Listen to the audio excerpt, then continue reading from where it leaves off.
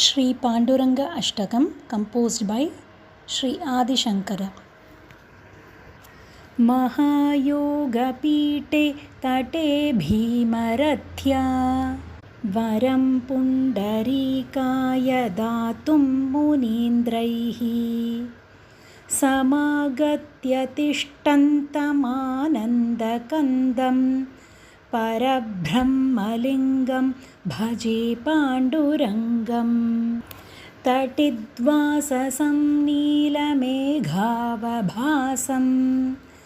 रमामन्दिरं सुन्दरं चित्प्रकाशं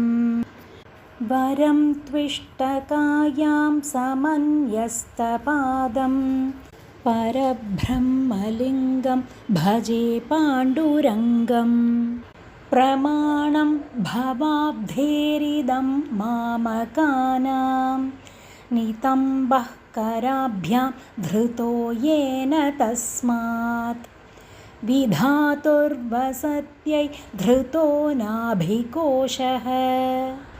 परब्रह्मलिङ्गं भजे पाण्डुरङ्गं स्फुरत्कौस्तुभालङ्कृतं कण्ठदेशे श्रियाजुष्टकेयूरकं श्रीनिवासम् शिवं शान्तमीड्यं वरं लोकपालं परब्रह्मलिङ्गं भजे पाण्डुरङ्गम् शरच्चन्द्रबिम्बाननं चारुहासं लसत्कुण्डलाक्रान्तगण्डस्थलान्तं जपारागबिम्बाधरं कञ्जनेत्रं परब्रह्मलिङ्गं भजे पाण्डुरङ्गम्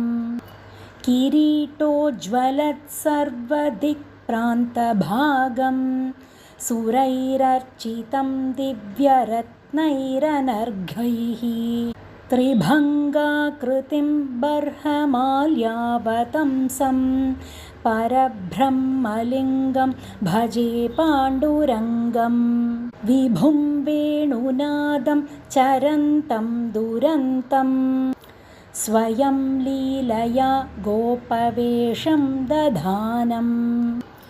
गवां बृन्दकानन्ददं चारुहासं परब्रह्मलिङ्गं भजे पाण्डुरङ्गम् अजं रुक्मिणीप्राणसञ्जीवनं तं परं धाम कैवल्यमेकं तुरीयम् प्रसन्नं प्रपन्नार्तिहं देवदेवं परब्रह्मलिङ्गं भजे पाण्डुरङ्गम् स्तवं पाण्डुरङ्गस्य वैः पुण्यदं ये पठन्त्येकचित्तेन भक्त्या च नित्यं भवाम्भोनिधिं तेऽपि तीर्त्वान्तकाले हरेरालयं शाश्वतं प्राप्नुवन्ति इति श्रीपाण्डुरङ्गाष्टकम्।